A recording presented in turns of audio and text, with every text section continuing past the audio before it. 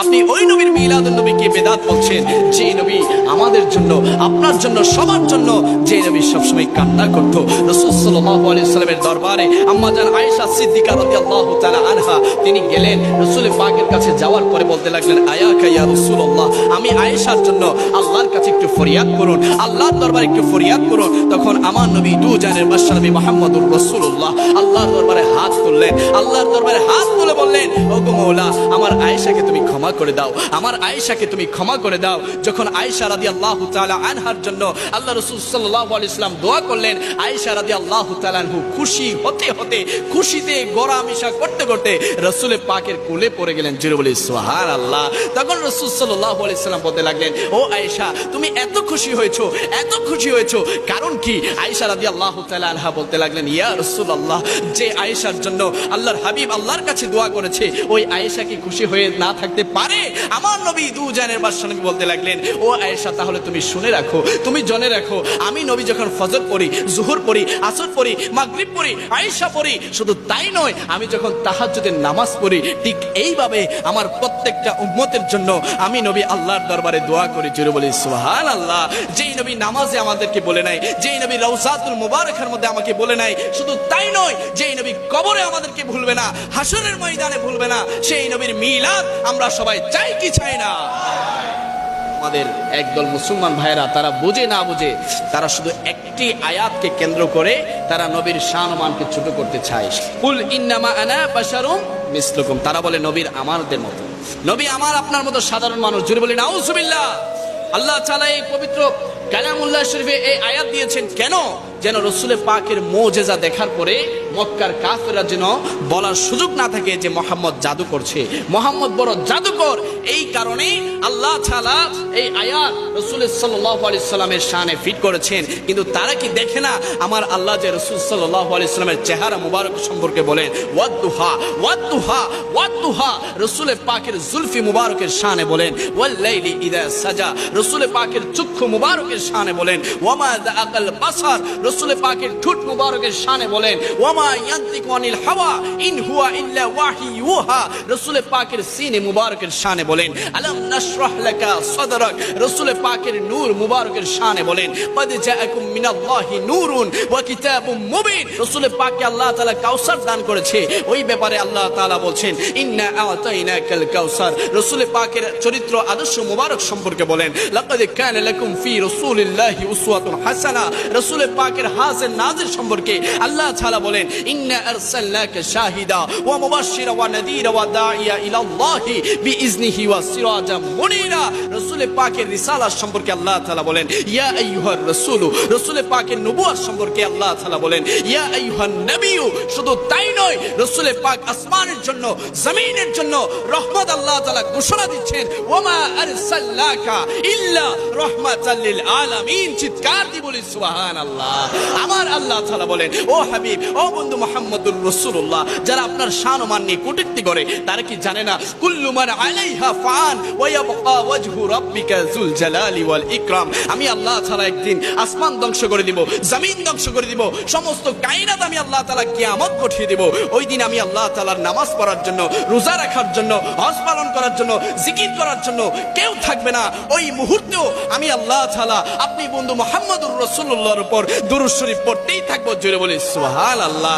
যারা একটি আয়াতকে কেন্দ্র করে, যারা সবসময় নবীর শান ও মানকে কমাতে চায়, আমরা মনে করি তারা কখনো নবীর উম্মত হতে পারে না।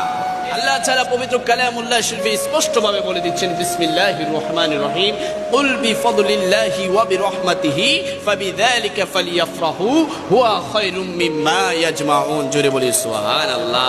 আল্লাহ বলছে, ও বন্ধু মুহাম্মদুর রাসূলুল্লাহ, আমি আল্লাহ তাআলার পক্ষ থেকে আমার বান্দাদের জন্য দুটি হচ্ছে ফদল, আরেকটা হচ্ছে রহমত। ফদল হচ্ছে পবিত্র কালামুল্লাহ, আর রহমত হচ্ছে নবী রাহমাতাল লিল আলামিন। চিৎকার দিয়ে বলি সুবহানাল্লাহ। শুধু তাই নয়, আমার আমার আল্লাহ তাআলা পবিত্র কালামুল্লাহ শরীফে বলেন, ওয়া আম্মা বিনিআমাতি রাব্বিকা ফাহাদ্দিস।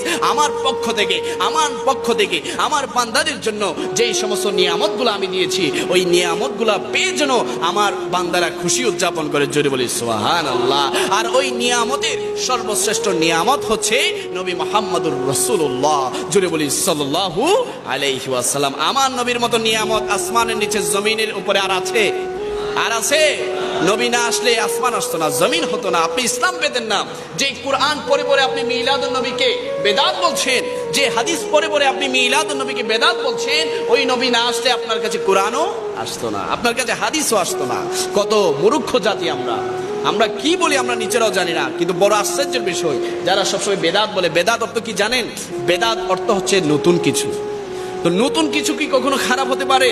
বেদাতের মধ্যে প্রকার দুইটা, একটা হচ্ছে বেদাতে হাসানা আর একটা হচ্ছে বেদাতে সাইয়্যা। কিন্তু তারা বলে যে কোনো কিছু বেদাত। ভাই স্পষ্ট করে বলতে হবে, এটা কি বেদাতে হাসানা নাকি বেদাতে সাইয়্যা? বেদাতে হাসানা হচ্ছে ওই সমস্ত বেদাত, ওই সমস্ত নতুন সংস্করণ যেগুলা ইসলামের মধ্যে জায়েজ, আর বেদাতে সাইয়্যা হচ্ছে যেগুলো না জায়েজ। আপনাদের স্পষ্ট করে বলতে হবে মিলাদুন নবী কি বেদাতে হাসানা নাকি বেদাতে সাইয়্যা। বর্তমান আমরা সোশ্যাল মিডিয়াতে ঢুকলে বিভিন্ন ফিতনা, এক এক হুজুর এক একটা বলে, সবকিছু বাদ, শুধু একটাই আপনারা জবাব দেন, নবী কি আমাদের জন্য রহমত না গজব? আর একটু জুবান খুলে বলি, নবী কি আমাদের জন্য রহমত না গজব?